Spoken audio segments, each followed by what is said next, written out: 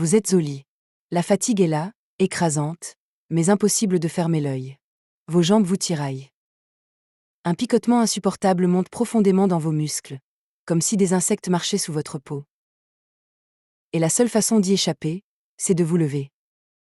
Ce scénario n'est pas un simple stress passager ni une incapacité à vous détendre. C'est une réalité qui touche des millions de personnes. Pourtant, 3 personnes sur 4 qui en souffrent l'ignorent. Elles l'attribuent à un problème de circulation ou à des crispations liées à l'anxiété, et finissent par accepter ces nuits d'épuisement sans savoir qu'il existe une véritable cause médicale derrière leur inconfort. Nous parlons ici du syndrome des jambes sans repos, souvent abrégé en SJR. C'est une condition neurologique qui provoque un besoin irrépressible, presque incontrôlable, de bouger ses membres inférieurs. Et pour bien comprendre ce qui se passe dans notre organisme, il faut d'abord écouter ce que nous disent nos muscles. C'est une sensation souvent difficile à décrire avec des mots simples. Les patients rapportent des tiraillements, des brûlures, une sensation de pression ou de fourmillement profond.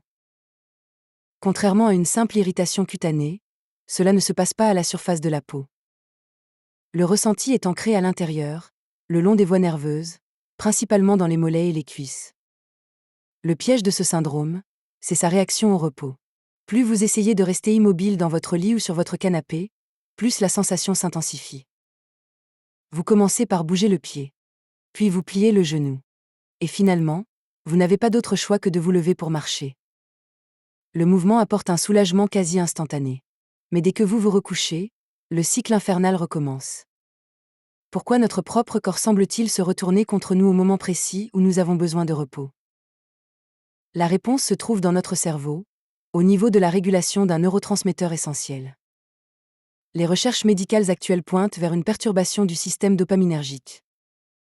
La dopamine, que nous connaissons souvent pour son rôle dans la motivation, est aussi le messager chimique indispensable au contrôle de nos mouvements. Le soir venu, notre rythme circadien fait naturellement baisser notre taux de dopamine pour préparer notre organisme au sommeil. Cependant, chez les personnes touchées par le syndrome des jambes sans repos, il semble qu'il y ait une défaillance dans la transmission de ces signaux. La baisse vespérale de dopamine, au lieu de calmer le système nerveux, déclenche des signaux désordonnés qui exigent le mouvement. Ce processus physiologique explique parfaitement pourquoi l'inconfort culmine le soir et la nuit, ou même lors d'une période d'inactivité prolongée, comme un long trajet en voiture ou un vol en avion. Mais qu'est-ce qui provoque cette perturbation à la base? La médecine distingue généralement 2 grandes voies.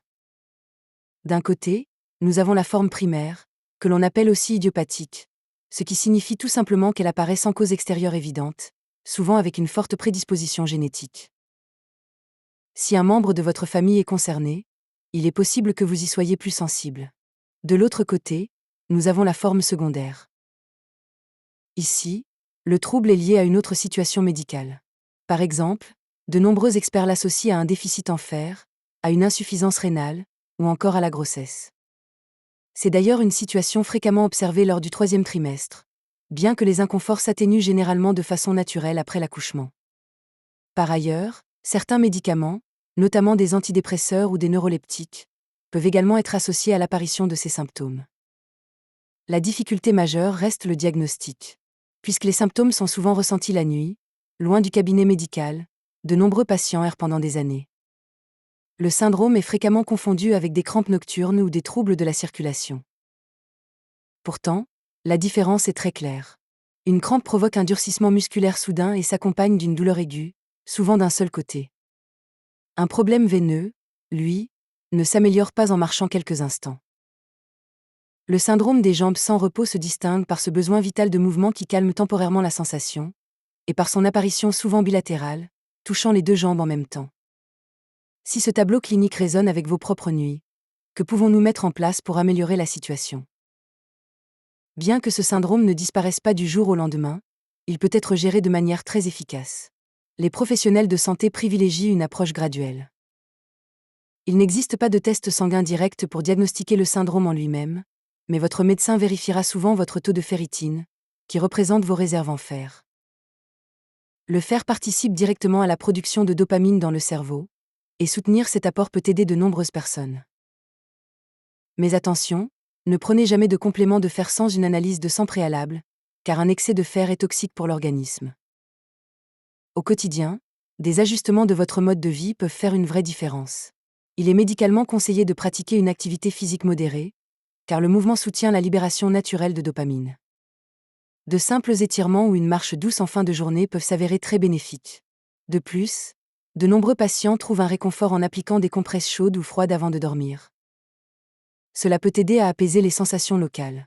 Il est également recommandé de soutenir la qualité de votre repos en limitant les facteurs aggravants que sont l'alcool, la caféine et le tabac en soirée.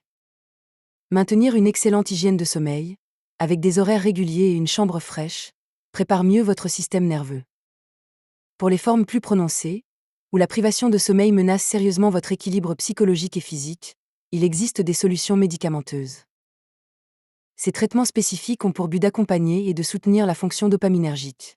C'est une démarche qui doit bien sûr toujours être évaluée et suivie avec soin par votre médecin. Le syndrome des jambes sans repos n'est pas une condition qui met en danger vos organes vitaux, mais l'épuisement qu'il génère peut profondément affecter votre quotidien, votre humeur et vos relations sociales. Vous n'avez pas à supporter ces nuits blanches en silence. Des solutions existent, et la première étape vers un meilleur repos est tout simplement d'en parler pour obtenir le bon diagnostic.